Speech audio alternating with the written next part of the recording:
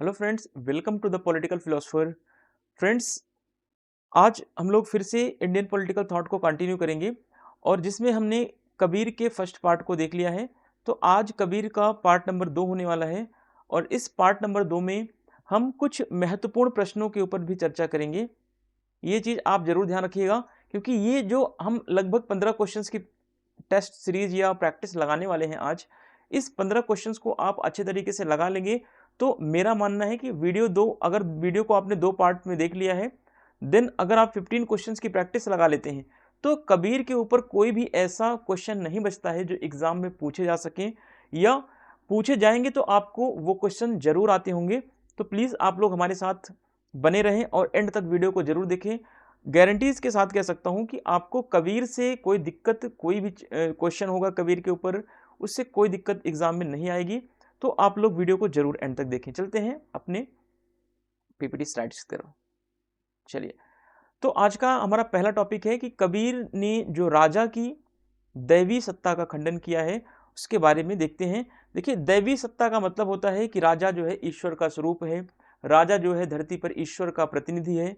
तो इसी तरीके की जो बातें होती हैं समाज में या जो मान्यताएं हैं समाज की, इन्हीं मान्यताओं का कबीरदास ने खंडन किया है या डिनाइल किया। ठीक है, denial of the divine right of the king. ठीक है, यानी कि कहने का मतलब है कि कबीर ने उन बातों का खंडन किया है जो समाज में अलग अलग मान्यताएं प्रचलित थी। जैसे कि समाज में कहा जाता है कि राजा जो है देवता का ईश्वर होता है, देवता का अंश होता है। तो कबीर ने इन सारी बातों का खंडन किया है। देखते हैं इनमें क्या क्या चीजें हमें पढ़ना है। ठीक है, कबीर ईश्वर व आध्यात्मिक लोगों की संप्रभुता को सर्वोच्च व अंतिम मानते हैं। ये बात ध्यान रखना। अब यहां पर कबीर कह रहे हैं ईश्वर और आध्यात्मिक लोगों की जो संप्रभुता होती है वही सर्वोच्च होती है, कोई दैवीय सत्ता नहीं होती। उन्होंने साहस के साथ राजा की संप्रभुता को खारिज कर दिया।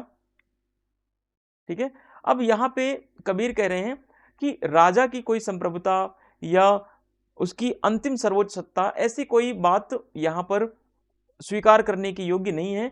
कबीर राजा व सुल्तान को एक साधारण नाशवान प्राणी ही मानते थे, ना कि देवताओं व ईश्वर का अवतार। ठीक है, तो यहाँ पे ये चीज ध्यान रखना है कि कबीरदास जी कहते हैं कि जो राजा है, जो सुल्तान है, वह एक साधारण मनुष्य की तरह है, वह नाशवान है, उसका अंत होना तय है और वो कोई ईश्वर नहीं है। ठीक है, वह क्या है, एक साधारण सा प्राणी है, चाहे वो राजा हो चाहे कोई सुल्तान हो। तो इन सारी चीजों को आप ध्यान रखना है। Kabir believed that the sovereignty of God and spiritual people is a supreme and final.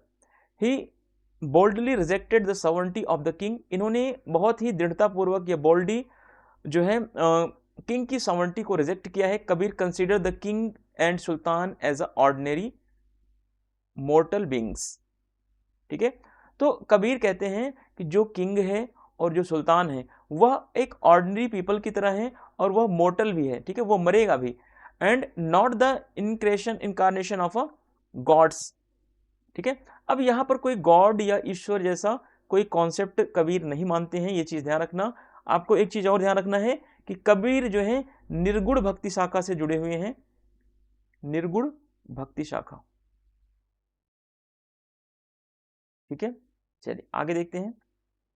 अब आगे देखते हैं कबीर का निष्क्रिय प्रतिरोध का क्या विचार है। Kabir passive resistance. कबीर ने सामाजिक व आर्थिक सुधार के लिए निष्क्रिय प्रतिरोध का साधन अपनाया है। ठीक है, एक सक्रिय प्रतिरोध होता है, एक निष्क्रिय प्रतिरोध होता है।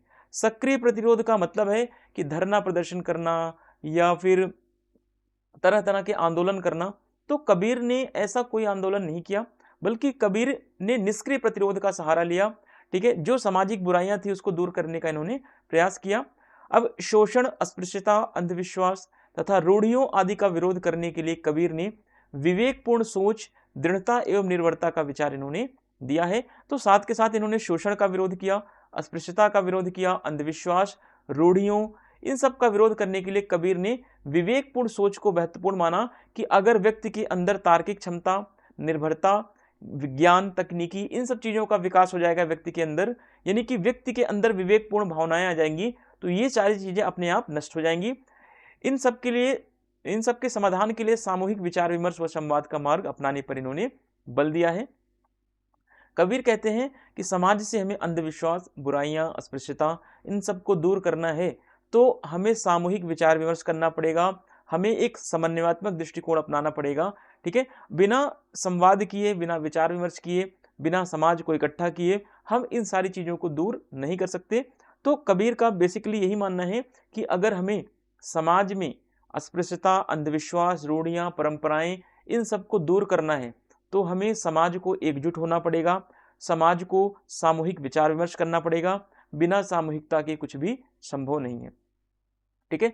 एक तो कबीरदास जी दूसरी बात और कहते हैं कि जब समाज के सभी लोग एक साथ आएंगे, एक साथ विचार विमर्श करेंगे, तो वैसे भी उनमें जो छोटेपन या बड़ेपन की भावना है वो भी क्या होगी, मिट जाएगी और सभी अपने आप को समाज का अंग ही समझेंगे, ठीक है। तो इस तरीके से कबीर जी कहते हैं कि समाज में समन्वय होना बहुत जरूरी है। समन्वय के माध्यम से, विवेक के माध्यम से और सामूहिक विचार विमर्श के माध्यम से जो सामाजिक बुराइयां हैं, जो सामाजिक कुरीतियां हैं, उनको हम दूर कर सकते हैं। तो कबीरदास जी मोस्ट इंपॉर्टेंट है इन सब चीजों को लेकर के। Kabir has adopted the means of a passive resistance for a social and economic reforms to oppose exploitation, untouchability, superstitions and customs. Kabir has given the idea of a rational thinking, perseverance and dependence. ठीक है। तो अब कबीर ने कहा है कि हमें rational thinking को अपनाना पड़ेगा। बिना रैशनल थिंकिंग के हम एक्सप्लॉयटेशन को, अनटचेबिलिटी को, सुपरस्टिशंस को दूर नहीं कर सकते। तो अगर हमें exploitation, untouchability and superstitions, customs, ये सारी चीज़ों को हम अगर हमें हटाना है तो हमें जो है रैशनल थिंकिंग करना ही पड़ेगा। To solve the all these he has emphasized on the adopting the path of a collective discussion and dialogue. अब कबीरदास जी कहते हैं कि अगर हमें इन सारी समस्याओं को सॉल्व करना है, इन सारी प्रॉब्लम्स को सॉल्व करना है, तो हमें कलेक्टिव डिस्कशन एंड डायलॉग्स पर एम्फेसाइज करना पड़ेगा, फोकस करना पड़ेगा या बल देना पड़ेगा, ठीक है। जब तक कलेक्टिव कलेक्शन नहीं होगा, जब तक कलेक्टिव एक्शन नहीं होगा, जब तक कलेक्टिव डिस्कशन या डायलॉग नहीं होगा, कबीरदास जी कहते हैं तब तक समाज की जो सुपरस्टिशंस हैं, जो अनटचेबिलिटी हैं, जो एविल्स हैं, उनको हम दूर नहीं कर सकते। अब इसी संदर्भ में हजारी प्रसाद द्विवेदी, जिन्होंने भी हिंदी पढ़ा होगा कभी, हजारी प्रसाद द्विवेदी का नाम उन्हें जरूर पढ़ा होगा, ये कहते हैं कि कबीर आडंबरों, जंजालों व संस्कारों का विध्वंस करने वाला क्रांतिकारी था, जिसका रास्ता समझौतावादी नहीं था, ठीक है। फिर आगे रविंद्रनाथ टैगोर ने कबीर को मुक्तिदाता, भारत का पथिक कहा तथा कबीर को राजा राम मोहन राय का अग्रपथिक कहा है, ठीक है। तो ये भी एग्जाम में क्वेश्चन बन सकता है कि कबीरदास को राजा राम मोहन राय का अग्रपथिक किसने बोला, तो रविंद्रनाथ टैगोर ने कहा है, ठीक है। तो ये चीजें आपको याद रखना है, इसीलिए मैंने इन सबको हाईलाइटेड, बोल्ड और जो भी चीजें हो पाई हैं उसको मैंने यहाँ पर इंक्लूड करने की कोशिश की है। Hazari Prasad Dwivedi, Kabir was a revolutionary who destroyed pomp, complexities and rituals, whose path was not compromising. Rabindranath Tagore called Kabir liberator Bharat Pathik and called Kabir the pioneer of a Raja Ram Mohan Roy, ठीक है। तो कबीर ने राजा राम मोहन राय का pannier बोला है, sorry Kabir Rabindranath Tagore ने कबीर को Pioneer of राजा राम मोहन राय बोला है, ठीक है। ये चीज आप थोड़ा सा ध्यान रखिएगा। अब देखते हैं कबीर के धार्मिक विचारों को। कबीर ने धर्म के ऊपर क्या बोला है। कबीर ने धर्म में विद्यमान कुरीतियों, कुप्रथाओं, इन सब का विरोध किया है। तो ये देखिए कुछ कॉमन चीजें हैं, उनको आपको पता चल जाता है कि हाँ कबीरदास ने हिंदू मुसलमान इन दोनों में जो बुराइयां थी, सामाजिक अंधविश्वास, इन सब का विरोध किया है। बस आप इतना ही चीजों को कॉमन रखते हैं, लेकिन जब अंदर से कुछ डीपली कॉन्सेप्ट आता है तो वहां पर आप फंस जाते हैं, ठीक है। कबीर के मत में धर्म मानवीय उत्थान का साधन होना चाहिए, ये चीज ध्यान रखना। कबीर कहते हैं कि धर्म का मतलब क्या है कि मानव का विकास, मानवीय उत्थान, मानव के नैतिक विकास, मानव का आध्यात्मिक विकास। कबीर ने मूर्ति पूजा का विरोध किया है, ये चीज ध्यान रखना। कबीर निर्गुण भक्ति शाखा के कवि हैं, ये ध्यान रखना। कबीरदास जी कभी भी मूर्ति पूजा का समर्थन नहीं करते हैं, ये कहते हैं कि मूर्ति पूजा का विरोध करते हैं और ये कहते हैं कि पाथर पूजे हर मिले, मैं पूजूं पहाड़। ठीक है, ये कहते हैं कि जो हिंदू धर्म में पत्थर की मूर्ति का पूजा होता है उससे लोगों को लगता है कि ईश्वर की प्राप्ति उन्हें हो जाएगी। तो अगर ऐसा होगा तो मैं इतना बड़ा हिमालय पर्वत है, हिमालय को ही पूज लूं, है ना। तो कबीरदास जी मूर्ति पूजा का क्या करते हैं, विरोध करते हैं।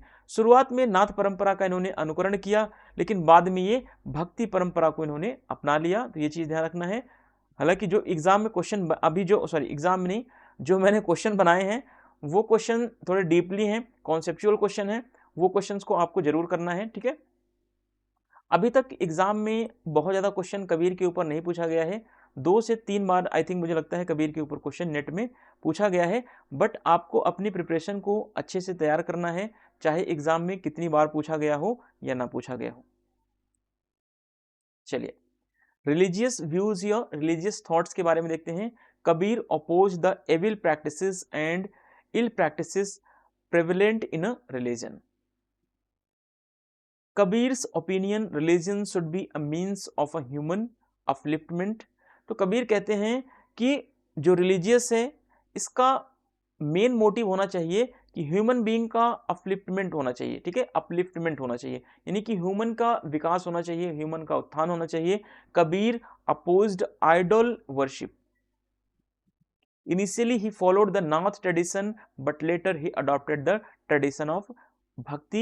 अब बाद में इन्होंने ट्रेडिशन ऑफ भक्ति को अडॉप्ट कर लिया, लेकिन स्टार्टिंग में इन्होंने क्या किया था, नाथ ट्रेडिशन को अपनाया था, बाद में इन्होंने भक्ति ट्रेडिशंस को अडॉप्ट कर लिया।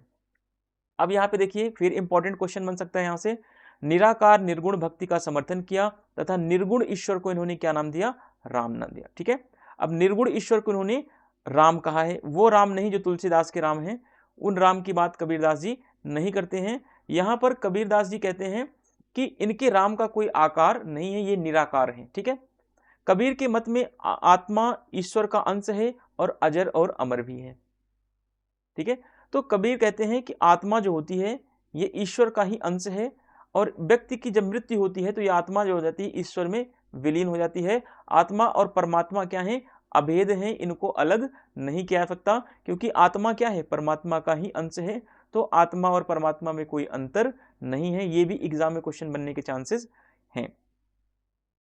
अब जीवन मुक्ति के लिए कबीर ने ज्ञान मार्ग, योग साधना और भक्ति तीनों का अनुकरण या अनुसरण किया है। ठीक है, अब जीवन की मुक्ति के लिए कबीरदास जी कहते हैं कि ज्ञान का मार्ग अपनाना चाहिए, या योग साधना आपको करनी चाहिए, या भक्ति, है ना। इन तीनों चीजों को आप अपना सकते हैं, या किसी एक चीजों को भी आप अपना सकते हैं जिससे कि आपके जीवन को मुक्ति मिल सके। ठीक है,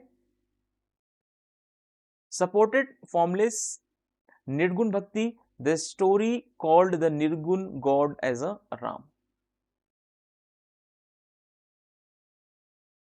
According to Kabir, the soul is a part of the God.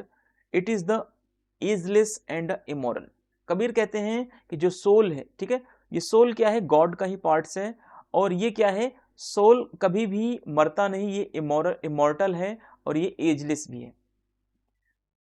The soul and the supreme soul are the inseparable. Kabir कहते हैं जो सोल है और जो सुप्रीम सोल है इसको कभी भी सेपरेट नहीं कर सकते, क्योंकि सोल जो है वो सुप्रीम सोल का ही पार्ट है। ठीक है, for liberation Kabir followed the path of knowledge, yoga and devotion. तो लिबरेशन के लिए, मुक्ति के लिए कबीर ने 3 चीजों को फॉलो किया है, नॉलेज को, योगा को एंड डिवोशन को, यानी कि समर्पण या भक्ति को। अब देखिए कबीर ने गृहस्थ आश्रम को सभी आश्रमों में श्रेष्ठ बताया है। तो यह भी क्वेश्चन एग्जाम में खास करके बीपीएससी के एग्जाम की तैयारी जो कर रहे हैं, कबीर के अनुसार निम्नलिखित में से कौन सा आश्रम सर्वश्रेष्ठ आश्रम है। तो सभी आश्रमों में से इन्होंने बताया कि गृहस्थ आश्रम जो है सबसे अच्छा माना इन्होंने। उनके मत में, कबीरदास जी के विचार में, जो गृहस्थ आश्रम है, गृहस्थ का चित्त जो है वो उदार होना चाहिए, यानी जो व्यक्ति है गृहस्थ आश्रम में जो रह रहा है उसके अंदर लिबरलाइजेशन होना चाहिए, उदारीकरण होना चाहिए। ठीक है, प्रोफेसर महावीर शरण जैन के अनुसार कबीर का सारा जीवन सत्य की खोज व असत्य का खंडन है। तो ये भी स्टेटमेंट आपको ध्यान रखना है। Kabir has said that the grihastha ashram is the best form of all ashram. In his opinion the mind of a grihastha should be the generous. According to Professor Mahavir Saran Jain, Kabir's entire life is a search for the truth and a refutation of a untruth. अब देखिए, कबीर आप पढ़ें और Gail Omvedt ना पढ़ें तो ये possible नहीं है, क्योंकि गेल ऑम्वेट जो है ये दलितों के सबसे बड़े मसीहा हैं, दलितों के ऊपर इन्होंने अपने विचार दिए हैं। तो गेल ऑम्वेट को भी आपको पढ़ना है, क्योंकि इन्होंने भी समाज के सुधार के लिए काम किया है। ठीक है, गेल ऑम्वेट के बारे में हम लोग पढ़ते हैं। ठीक है, कबीर, इनकी कबीर से संबंधित एक पुस्तक है। कभी कभी एग्जाम में पूछा जाता है कि seeking Begumpura the social vision of a anti caste intellectual, जो 2008 में लिखी गई थी, ये किसकी पुस्तक है? तो ये गेल ऑम्वेट की बुक है। ठीक है, गेल ऑम्वेट का जन्म जो है अमेरिका में हुआ था। ये पूना विश्वविद्यालय यानी कि जो पूना विश्वविद्यालय महाराष्ट्र में है, ये समाजशास्त्र की प्रोफेसर रही हैं। तो ये चीजें आपको थोड़ा सा ध्यान रखना है, इनके बारे में ये थोड़ा सा बेसिक इंट्रोडक्शन है। हर book related to Kabir is seeking Begumpura the social vision of anti caste intellectuals. ठीक है, मैंने जब भी एग्जाम में याद किया है तो सीकिंग बेगमपुरा इतना सा याद रखा है, और मुझे पता है कि इसके आगे फिर गेल ऑम्वेट का ही है। ठीक है, लेकिन आपको ये गलती नहीं करनी है, क्योंकि एग्जाम में क्या होता है कि कभी कभी फुल नेम पूछता है। ठीक है, फुल नेम पूछता है तो वहां पे गलतियां आप कर सकते हैं। तो seeking Begumpura the social vision of anti caste intellectual 2008 में लिखी गई है। तो ये इनकी बुक है जो कबीर से जुड़ी हुई है, कबीर के ऊपर लिखी गई है। Gail Omvedt was born in a United States. She has been a professor of sociology at Pune University, Maharashtra. अब गेल ऑम्वेट एक दलित चिंतक, समाजशास्त्री, मानव अधिकारकर्ता और नारीवादी थिंकर हैं ये। तो इनके बारे में थोड़ा सा ये भी आपको ध्यान रखना है कि इनके विचार जो है ह्यूमन राइट्स पर भी हैं, ये फेमिनिज्म से भी जुड़ी हुई हैं, ये एक सोशलिस्ट थिंकर भी हैं, और ये दलित के ऊपर भी इनके विचार आपको दिखाई पड़ेंगे। गेल ऑम्वेट ने जाति विरोधी आंदोलन, दलित राजनीति, महिला आंदोलन और पर्यावरण पर इन्होंने अपने विचारों को व्यक्त किया है। यानी कि बहुत सारी ऐसी पुस्तकें हैं जो अलग अलग टॉपिक्स पर बनाई गई हैं। ठीक है, Gail Omvedt is a Dalit thinker, sociologist and human rights activist and a feminist thinker. Gail Ombet has written on anti-caste movement, Dalit politics and women's movement and the environment. तो environment के ऊपर, women's empowerment के ऊपर, women's movement के ऊपर, दलित politics के ऊपर, anti caste movement के ऊपर, तो इन सब के ऊपर इनके आइडियाज आपको इनके बुक्स में दिखाई पड़ेंगे। तो इनके आइडियाज जो हैं बहुत ज़्यादा ब्रॉड हैं। कुछ और भी इनकी बुक्स हैं, जैसे details and democratic revolution, doctor Ambedkar and the Dalit movement in the colonial India. ठीक है, फिर इनकी सेकेंड बुक है reinventing revolution, new social movement and the socialist tradition in India, जो 1993 में लिखी गई। इनकी थर्ड बुक है we shall smash this prison, India women in a struggle, ये भी लिखी गई है 1979 में। ठीक है, तो ये कुछ इनकी फेमस बुक्स हैं, इनको आप याद करने की कोशिश करें, है ना। तो अगर आप इनको बार बार रिवाइज करेंगे तो आसानी से आपको याद हो जाएंगी। अब कबीर के अलग अलग रूपों के बारे में बात करें तो गेल ऑम्वेट ने कबीर के 4 रूपों की बात की है। ठीक है, एक पहला है निर्गुण भक्ति। निर्गुण भक्ति व निराकार ईश्वर के प्रति भक्ति, यह रूप आपको कहाँ दिखाई पड़ेगा? कबीर की पुस्तक गुरु ग्रंथ साहिब में आपको दिखाई पड़ेगा। दूसरी बात इन्हों करते हैं कि कृष्ण भक्ति या सगुण संत की बात, यह रूप आपको राजस्थानी संग्रह या पंचवाड़ी में दिखाई पड़ेगा। ठीक है, तो एग्जाम में यहां से भी क्वेश्चन बन सकते हैं कि गेल ऑम्वेट ने कबीर के कितने रूप माने हैं? 1 2 3 4। तो कबीर के गेल ऑम्वेट ने 4 रूप माने हैं। कौन कौन से? निर्गुण भक्ति, कृष्ण भक्त, सगुण संत, फिर धार्मिक प्रतिक्रियावादी व दार्शनिक, फिर चौथा है समर्पित भक्त। ठीक है, तो धार्मिक प्रतिक्रियावादी और दार्शनिक में यह रूप आपको बीजक में दिखाई पड़ेगा, फिर समर्पित भक्त में आपको यह रूप बंगाली साहित्य में मिलता है। तो ये 4 रूप है इनके। थर्ड है religious and reactionary and philosopher, this is the famous work in a Bijak. अब डेडिकेटेड डिवोटी का इनका जो फॉर्म है वो आपको मिलेगा बंगाली लिटरेचर में देखने के लिए। ठीक है, तो इस तरीके से गेल ऑम्वेट ने कबीर के 4 रूपों की बात की है। तो इन 4 रूपों को आपको याद रखना है, इंपॉर्टेंट है, इसलिए इस पर ज्यादा फोकस कर रहा हूं।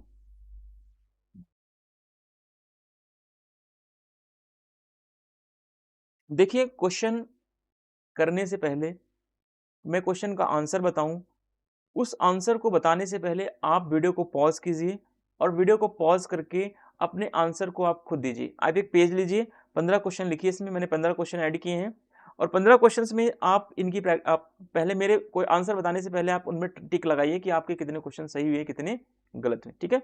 चलिए, निम्नलिखित में से कौन सा कबीर से संबंधित नहीं है? तो बेगमपुरा है, भक्ति से जुड़े हुए हैं, भक्ति परंपरा के हैं, ठीक है। पंचवाड़ी भी इनकी है। लैंगिक समानता की बात करते हैं, ये क्या सही है गलत है, ठीक है। अब ये लैंगिक समानता की बात नहीं करते क्योंकि ये स्त्री को हीन मानते हैं, स्त्री को हीन मानते हैं ये, ठीक है। महिला अधिकारों का समर्थन नहीं किया इन्होंने, अधिकारों के समर्थक नहीं है ये।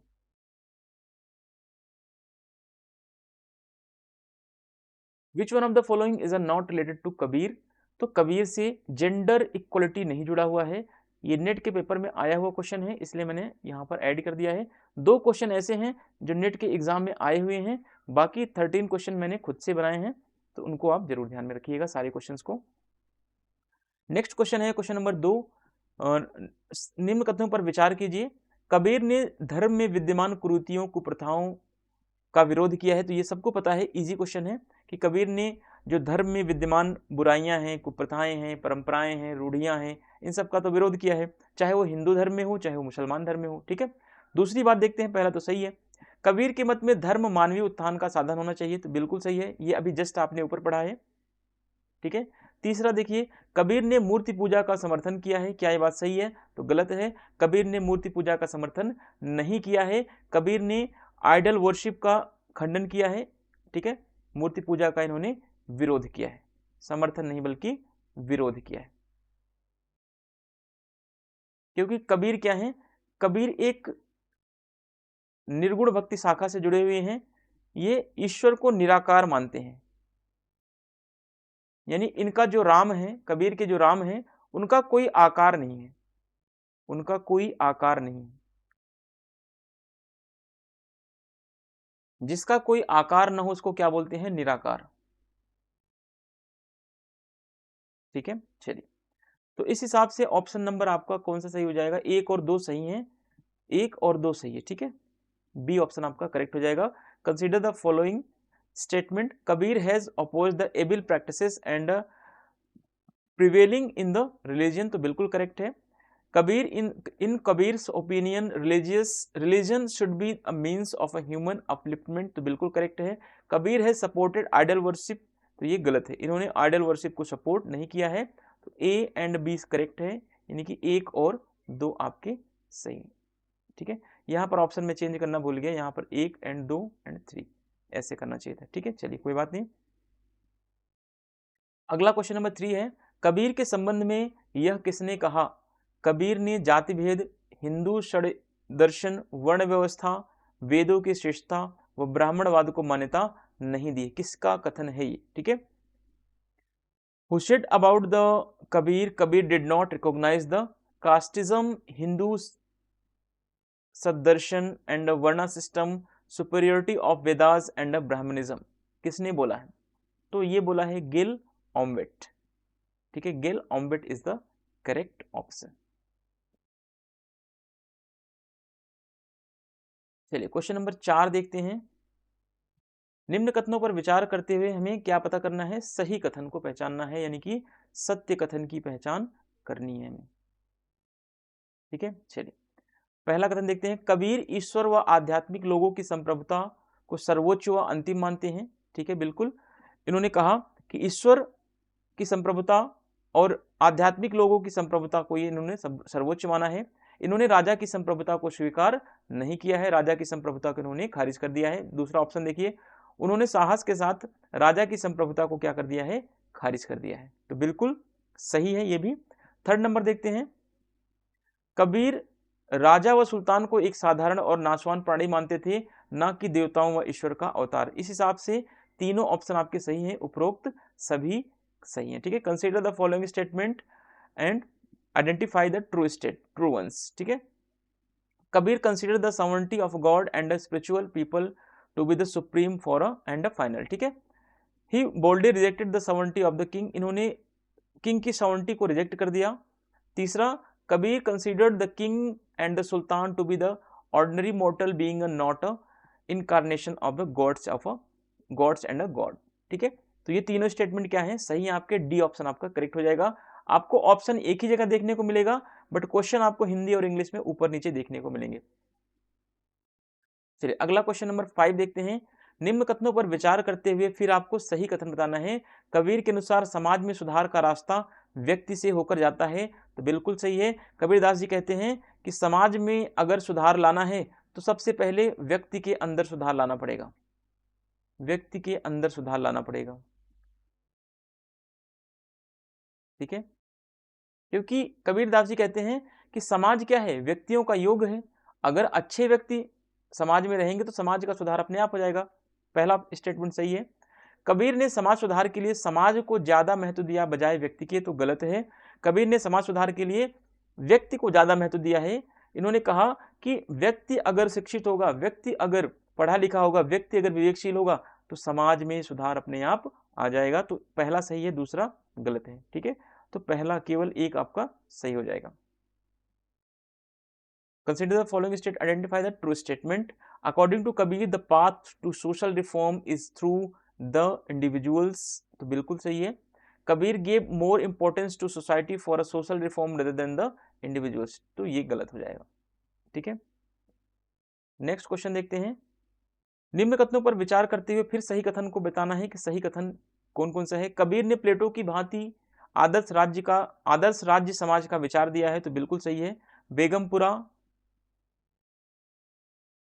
ठीक है। साथ के साथ बेगमपुरा में इन्होंने जो आदर्श राज्य का विचार दिया उसको अमरदेशवा का विचार कहते हैं, अमरदेशवा। और अमरदेशवा के विचार को सत्य करने के लिए इन्होंने एक जगह का नाम चुना, बेगमपुरा को, ठीक है।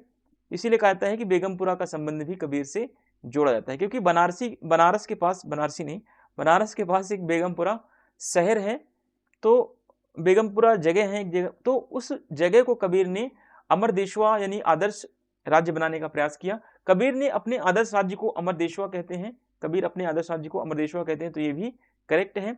अमरदेशवा में शोषण रहित, भेदभाव रहित, असमानता रहित राज्य होगा, तो ये भी बिल्कुल करेक्ट है। यहां समाज का प्रबंधन मानवीय मूल्य और नैतिकता के आधार पर होगा, तो बिल्कुल सही है। क्योंकि कबीर के आदर्श राज्य में समाज का प्रबंधन, समाज का संचालन किस आधार पर होगा, तो मानवीय मूल्यों और नैतिकता के आधार पर होगा, ठीक है। तो इस हिसाब से उपरोक्त सभी आपके क्वेश्चन सही होते हैं, सभी ऑप्शन आपके सही होते हैं। Consider the following statement and identify the true statement. Kabir like a Plato has given the idea of an ideal state society, तो बिल्कुल करेक्ट है। Kabir calls his ideal state Amardeshwa, Kabir ने अपने आइडल स्टेट को अमरदेशवा बोला है, ये भी सही है, ये भी सही है। सी नंबर देखते हैं। Amardeshwa will be the state without exploitation, तो बिल्कुल सही है। क्योंकि अमरदेशवा में कोई एक्सप्लॉयटेशन नहीं होगा, कोई डिस्क्रिमिनेशन नहीं होगा एंड कोई इनइक्वलिटी नहीं होगी, ठीक है, ये भी सही है। डी ऑप्शन देखते हैं। Here the management of the society will be based on the human values and morality. अब यहाँ पर जो अमरदेशवा है या जो कबीर का जो आइडल स्टेट है, इसमें सोसाइटी का मैनेजमेंट जो है ह्यूमन वैल्यूज के अकॉर्डिंग किया जाएगा, मोरलिटी के अकॉर्डिंग किया जाएगा, तो ये भी सही है। इस हिसाब से ऑल ऑफ द अबव आपका सही है, ऑल ऑफ द अबव, ठीक है, AOA।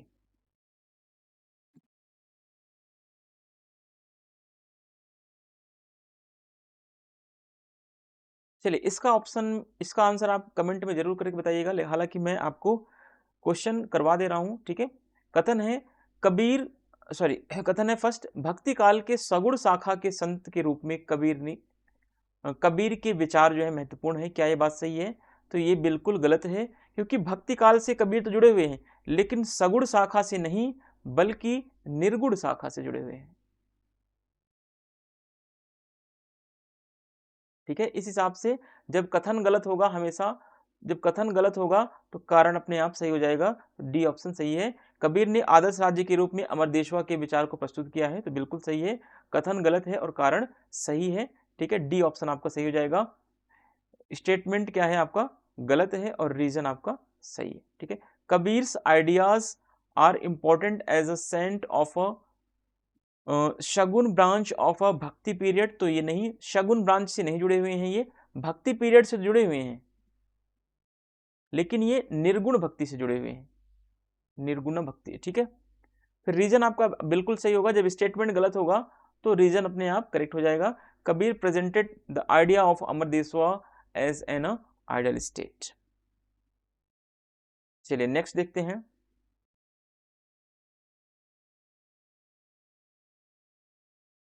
निम्न में से कौन सा ग्रंथ कबीर के विचारों का संग्रह है? ठीक है, अब कबीर के विचारों का संग्रह आपको कहां पे दिखाई पड़ेगा? तो आपने अभी जस्ट फर्स्ट पार्ट में जो पढ़ा था बीजक, ठीक है, बीजक में आपको साखी दिखेगी, सबद दिखेगा, रमैनी दिखेगी। रमैनी में कबीर के दार्शनिक विचार हैं, कबीर के मानवीय मूल्य हैं, ठीक है, ये चीज आप ध्यान रखना। विच one of the following text is a collection of a Kabir thought? तो बीजक में आपको कबीर के थॉट्स को कलेक्शन या कबीर के थॉट्स का कलेक्शन आपको दिखाई पड़ेगा। क्वेश्चन नंबर 9 देखते हैं। सही कथनों की पहचान करना है आपको। कबीर वर्ण व्यवस्था के विरोधी थे, तो बिल्कुल सही है। कबीर नहीं चाहते थे कि समाज में वर्ण व्यवस्था बनी रहे, वर्ण व्यवस्था की ये बहुत ही कट्टर आलोचक थे। कबीर ने समाज में श्रेणीकरण व्यवस्था का समर्थन किया है, तो गलत है। कबीर ने समाज में कभी भी श्रेणीकरण का समर्थन नहीं किया। श्रेणीकरण का मतलब है हैरार्की। हैरार्की में ये होता है कि जो upper class, middle class, lower class और सबसे लोअर से भी लोअर, ठीक है। तो क्या कबीर ऐसी समाज को बनाना चाहते हैं जिसमें समाज में श्रेणीबद्ध तरीके से समाज बटा हुआ हो? तो नहीं, कबीर कभी भी वर्ण व्यवस्था का समर्थन नहीं करते, ठीक है। और कभी भी कबीर ने श्रेणीकरण या श्रेणीबद्धता का समर्थन नहीं किया, ठीक है। तो ये स्टेटमेंट आपका गलत हो जाएगा कि कबीर ने समाज में श्रेणी व्यवस्था का समर्थन किया, तो ये बिल्कुल गलत है। तीसरा ऑप्शन देखते हैं। पहला तो सही है, कबीर वर्ण व्यवस्था के विरोधी थे। कबीर समाज में लैंगिक समानता के प्रबल समर्थक थे, तो गलत है। कबीर समाज में लैंगिक समानता के समर्थक नहीं, बल्कि ये पुरुषवादी इनकी सोच थी। ये पुरुषों के अधिकारों की बात करते हैं, महिलाओं के अधिकारों के लिए इन्होंने कोई वकालत नहीं की। तो तीसरा ऑप्शन भी गलत हो जाएगा। तो सही कथन पहचान करना है तो केवल एक आपका सही हो जाएगा, ठीक है। उम्मीद करता हूं कि क्वेश्चन का स्टैंडर्ड, क्वेश्चंस के लैंग्वेज, सारी चीजें आपको क्लियर वे में समझ में आ रही होंगी। और ऐसी ही चीजों को समझते चलेंगे तो आपके कॉन्सेप्ट बिल्कुल क्लियर होंगे, क्योंकि यही टेस्ट सीरीज आप पैसे देकर खरीदते हैं। मैं नहीं चाहता कि आप लोग अपना पैसा कहीं ऐसी जगह वेस्ट करें जहां से कोई उसका लॉजिक ना निकले। जब आपको सारी चीज़ें फ्री में प्रोवाइड कराई जा रही हैं तो आप ज़रूर पढ़िएगा। हाँ, वीडियो मेरी वीडियो पर रीच नहीं आ रही है, व्यूज़ नहीं आ रहे हैं, वो मैटर अलग बात है, लोगों को नहीं पसंद है। लेकिन मेरा काम है, मेरा कमिटमेंट है कि मैं आपको 10 यूनिट पढ़ाऊँगा, पूरा पढ़ाऊँगा, चाहे वीडियो कोई देखे या ना देखे, ठीक है। जो देखेगा उसके लिए तो अच्छी बात है, जो नहीं देखेगा उसके लिए भी और अच्छी बात है। चलिए, तो इस हिसाब से ऑप्शन नंबर ए आपका करेक्ट हो जाएगा। Identify the correct statement. Kabir was against the caste system, तो बिल्कुल सही है। Kabir supported the classification system in a society, तो गलत है। इन्होंने क्लासिफिकेशन सिस्टम या स्ट्रेटिफिकेशन सिस्टम का समर्थन इन्होंने सपोर्ट नहीं किया है। Kabir was a strong supporter of gender equality in the society, तो गलत है। ये जेंडर इनइक्वलिटी में बिलीव करते थे कबीर। कबीर की जो सोच थी वो पैट्रियार्की थी। कबीर का विचार जो था वो पितृ सत्तात्मक था, ठीक है। तो केवल एक सही है, बाकी 2 और 3 क्या हैं? गलत हैं। एक ऑप्शन नंबर ए आपका केवल ए सही हो जाएगा। चलिए क्वेश्चन नंबर 10 देखते हैं। कबीर के रहस्यवादी मानवीय दार्शनिक विचारों का उल्लेख निम्न में से किसमें मिलता है? ठीक है, तो कबीर के रहस्यवादी मानवीय और दार्शनिक विचार अभी जस्ट हमने चर्चा की थी, साखी शब्द रमैनी की बात की है। तो रमैनी में आपको कबीर के रहस्यवादी विचार, मानवीय विचार और दार्शनिक विचारों का संकलन आपको दिखाई पड़ेगा, ठीक है, Ramaini. Which one of the following is a mention of the Kabir mystical, humanistic and philosophical thoughts found? तो Ramaini is the correct option.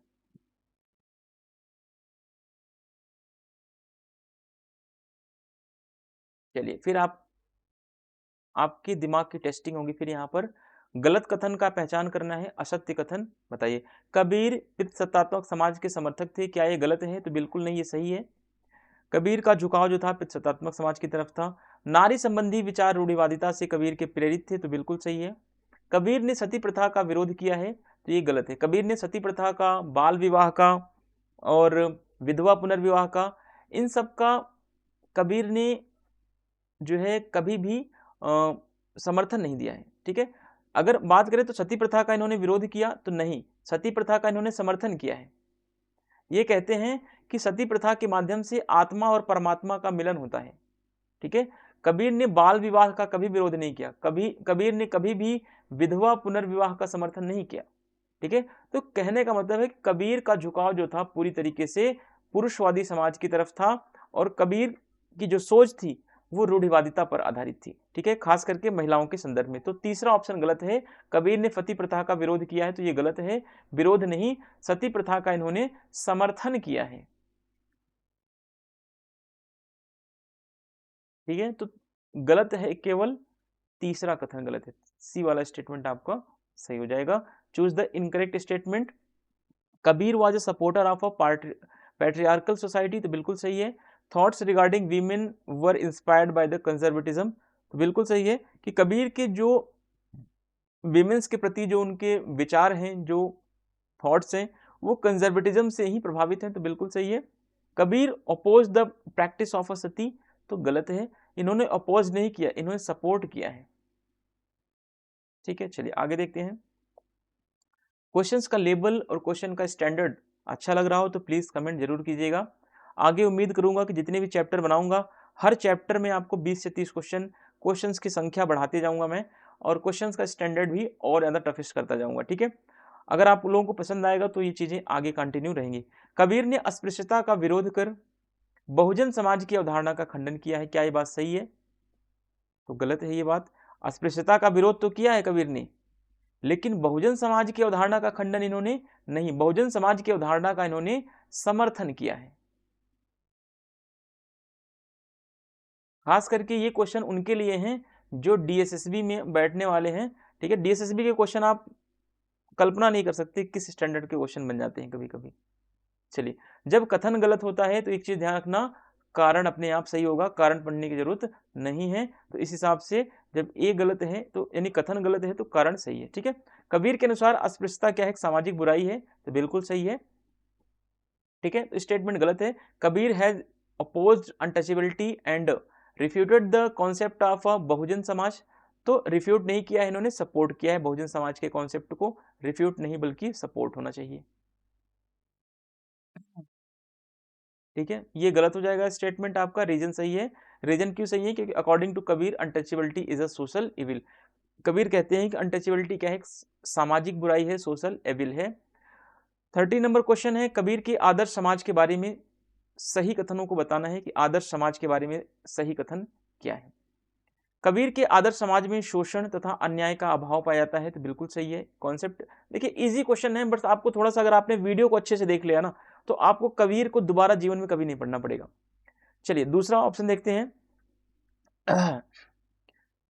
इसमें सभी तरह के पूर्वाग्रहों से मुक्त रखा गया है कबीर के आदर्श समाज को, बिल्कुल सही है। तीसरा, आदर्श समाज का संचालन मानवीय मूल्यों के आधार पर किया जाएगा, तो ये भी सही है।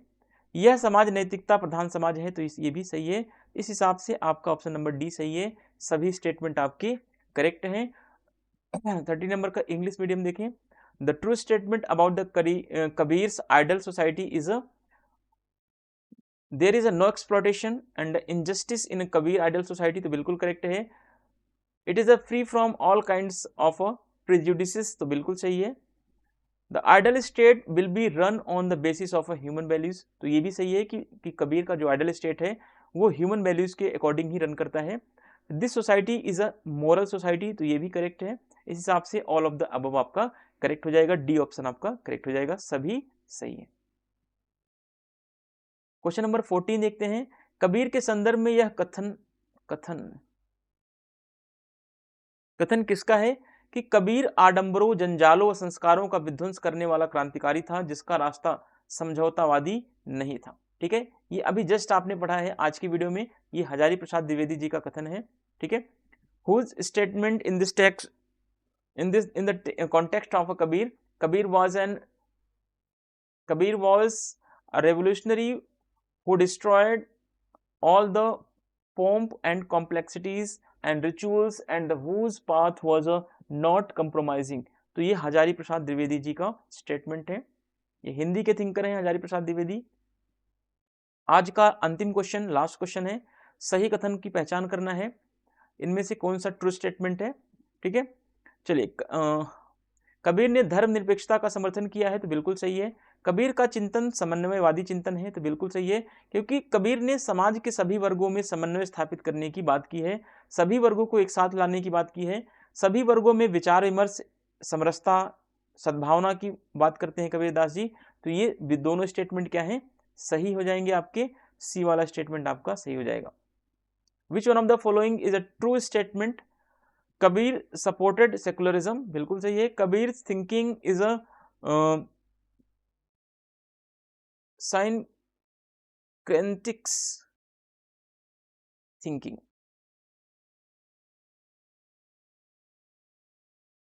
साइनक्रेटिस्टिक थिंकिंग, ठीक है। चलिए, ये आपका इस हिसाब से दोनों करेक्ट हो जाते हैं। कुछ वर्ड्स ऐसे होते हैं जो इंग्लिश में थोड़े से बहुत ज़्यादा डिफिकल्ट होते हैं, ठीक है। तो इस हिसाब से आपके दोनों स्टेटमेंट सही हैं। तो आज का क्वेश्चन कैसा लगा आपको, कमेंट में जरूर बताइएगा। अगर देखिए हर टॉपिक पर 15-20 क्वेश्चन आप करते भी जाएंगे, चैप्टर को अच्छे समझते जाएंगे, फिर इसके साथ साथ आप यूथ की बुक लगा, यूथ कंपटीशन टाइम्स की जो PYQ है उसको लगा लेंगे, है ना। तो इसके बाहर मुझे नहीं लगता भाई साहब कि कोई क्वेश्चन या कोई अलग तरीका होगा एग्जाम पास करने का, ठीक है। तो इतना आप कर लेंगे तो आपको एग्जाम पास करने से कोई नहीं रोक पाएगा। ये तो एक यूनिवर्सल फॉर्मूला है, ठीक है। तो अब मिलते हैं हम नेक्स्ट वीडियो में। नेक्स्ट वीडियो किस टॉपिक पर होगा अभी डिसाइड नहीं है, हो सकता है पंडिता रमाबाई के ऊपर हो सकता है, या मोहम्मद इकबाल के ऊपर भी हो सकता है। हम टॉपिक वाइज किसी पर भी वीडियो बना लेते हैं, किसी पर भी कंटेंट क्रिएट कर देंगे, ठीक है। उसके लिए आपको ज़्यादा नहीं सोचना है, बस जितना डेली का डेली पढ़ाया जा रहा है उतना आप डेली का डेली कवर कीजिए। और कोई भी आपको समस्या हो तो आप मुझे मेरे व्हाट्सएप नंबर पर या टेलीग्राम नंबर पर भी आप कांटेक्ट कर सकते हैं या मैसेज कर सकते हैं। और वीडियो पसंद आई हो तो प्लीज़ चैनल को लाइक सब्सक्राइब और शेयर जरूर कीजिएगा। साथ के साथ आप लोग शेयर नहीं करते, आप बोलते हैं कि हम सिर्फ शेयर करते हैं। अगर आप वीडियो सच में शेयर करते हैं तो व्यूज़ ज़्यादा आते हैं, है ना। तो इसीलिए आप कहना छोड़िए और शेयर करना स्टार्ट कीजिए। मिलते हैं नेक्स्ट वीडियो में। Thank you, thanks for watching.